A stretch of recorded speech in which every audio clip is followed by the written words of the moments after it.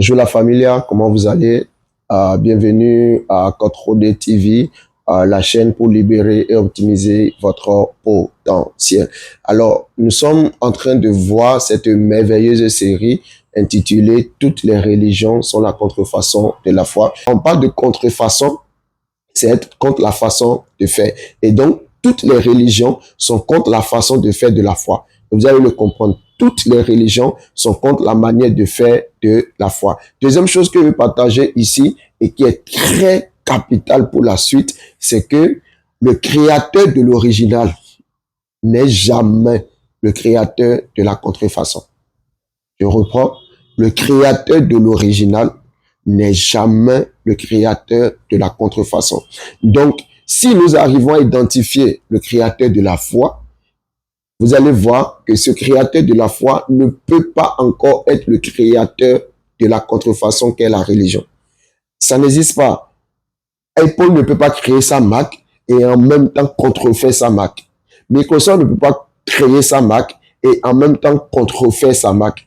Quoi encore? Honda ne peut pas créer sa Mac et encore contrefaire sa Mac. Non, il n'existe pas.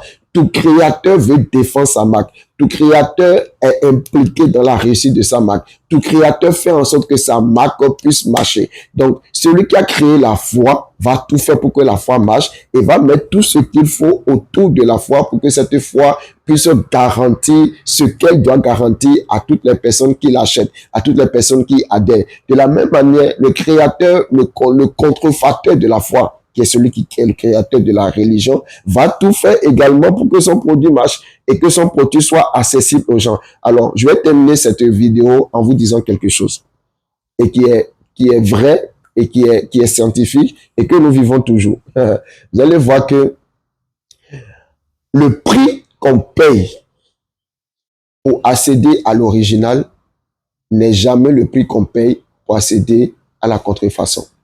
Autrement dit,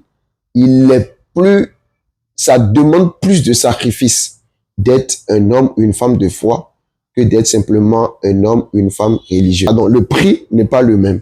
Le prix pour être un homme de foi qui est l'original, une femme de foi qui est l'original, n'est pas le même prix qu'il faut payer pour être un homme ou une femme qui adhère juste à une religion. Vous allez voir que les religieux, on se contente juste d'aller soit à l'église ou à la mosquée ou d'aller faire notre fa, voilà, quelle que soit votre religion, vous allez voir que c'est la même chose. Quand plus je vais avancer, plus vous allez voir que, au fait, on pratique les mêmes choses, c'est juste les noms qui ont différé.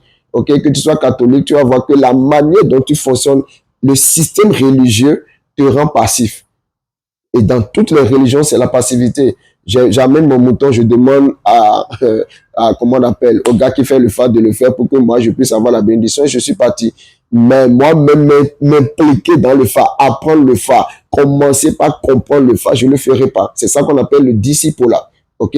Il y aura des personnes qui vont le faire et ces personnes sont les illuminés. C'est eux qui connaissent les choses et nous, on vient juste leur demander comment opérer et ça s'arrête là. Mais nous-mêmes, on va pas leur demander, donne-moi le document du fa sur lequel tu te bases. Donne-moi le document sur lequel tu fais tes imprécations. Que tu sois musulman, il y a l'imam qui est là et nous, on se contente juste d'écouter l'imam. Nous-mêmes, on ne prend pas le Coran pour le lire, on ne prend pas le Coran pour nous asseoir, pour nous imprégner du début jusqu'à la fin du Coran de ce qui est écrit à l'intérieur, qu'est-ce qui est dit à l'intérieur. Quand je suis catholique, je ne lis pas la Bible. Quand je suis évangélique, je ne lis pas la Bible.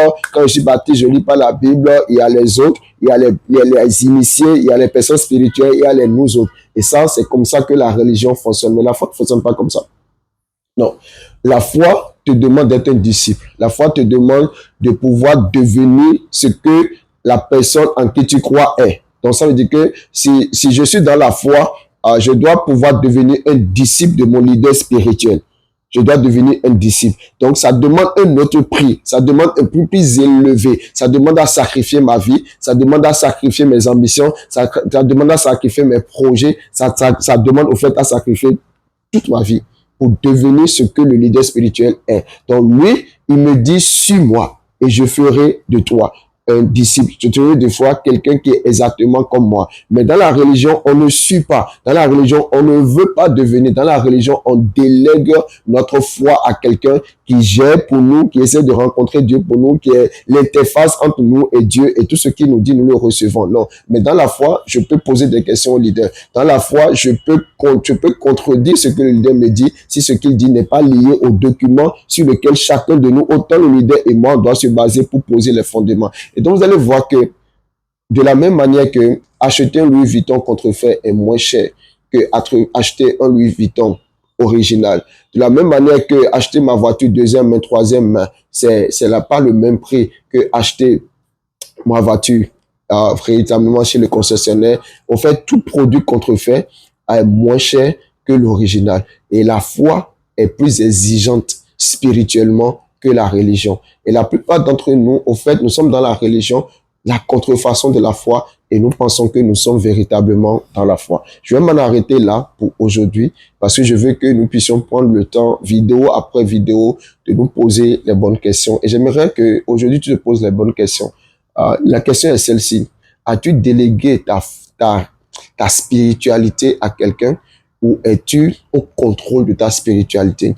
Es-tu capable aujourd'hui de mener un débat de conviction profonde, basée sur les Écritures, basée sur le phare, basée sur le Coran, basée sur... Dans ta religion, quel est ton document?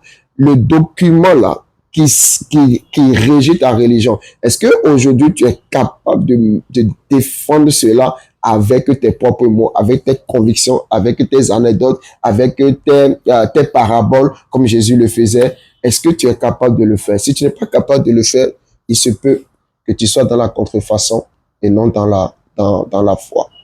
Et mon désir, c'est, quelle que soit la religion dans laquelle tu es, mon désir, c'est, il faut que nous puissions devenir des hommes et des femmes de foi. Il faut qu'on se lève et qu'on commence par se poser des questions. Parce que tu vas voir, et je vais te le démontrer, dès que tu commences par rechercher la vérité au travers de ton document religieux, cette recherche de la vérité va toujours t'amener à la foi. La recherche de la vérité sont les gens de la religion pour les ramener à la foi. Et ça, je vais te l'expliquer correctement. Merci encore d'avoir déjà suivi cette vidéo. Comme je le dis, mon intention, c'est juste de nous éveiller, de nous amener à comprendre que des choses scientifiques nous expliquent des choses spirituelles.